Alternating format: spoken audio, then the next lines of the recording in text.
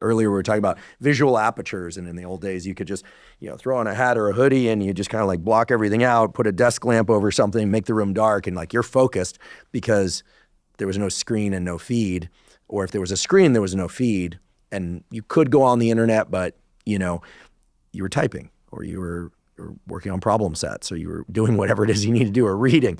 How do you organize your desktop and your relationship to the internet so that you can maintain maximum productivity? I'll answer your question. Let me unpack something first. So we've made it this far. We've never actually defined what a habit is. Like if you were going to define, there are a couple different ways you could define it. So like one way, if you talk to an academic or a researcher or something, they'll probably say it's this automatic, non-conscious behavior you perform, without really thinking about it, tying your shoes or brushing your teeth or something like that. But I think another very interesting way to potentially define a habit is that it's a behavior that is tied to a particular context. So your habit of watching Netflix might be tied to the context of your couch at 7 p.m. And whenever you're in your living room at 7 p.m., you're just kind of being gradually pulled toward doing that. And there are some studies that have shown that, or have found that it tends to be easier to build a new behavior when you're in a clean context, when you're in a context where you're not battling the previous cues for your other habits. So for example, if you said, I want to get in the habit of journaling each night.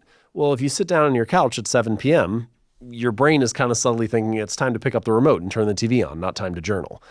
Now, you may not always have a dedicated room where this is going to be the journaling room, but there are a number of steps you could take. For example, you could just like set a chair up in the corner, and that chair becomes the journaling chair. And so now you walk in, you sit in that chair, and the only thing that happens when you sit in that chair is you journal for 5 minutes. And so now you're starting to create a context that is associated with that habit. And the fact that there is not anything currently associated with it makes it a little bit easier for that habit to form. You're not fighting the other cues in your environment quite as much. Okay, so let's take that definition, that truth about habits, and apply it to our smartphones or our laptop screens. Part of the power and the problem with the modern smartphone is that you are blending the context for all kinds of habits. Is the screen the place where you go to answer an email, or is it the place where you go to browse social media, or is it the place where you go to watch YouTube or play a video game or check the latest sports scores? It's the place where you do all of that. And so it's kind of similar to sitting down on the couch and trying to journal when your brain wants you to turn on the TV. You pull the smartphone up and you're like, I'm going to try to be productive. And it's like, well, there's also 17 other things that you're trying to do at the same time. And so that puts yourself in a tough position, I guess is the point that I'm getting to. Here's some of the things that I do. I don't think that I have this figured out by any means, but these are some of the steps that I play with. The first is I don't do this all the time, but I will say maybe 70% of the time, 80% of the time, I leave my phone in another room until lunch.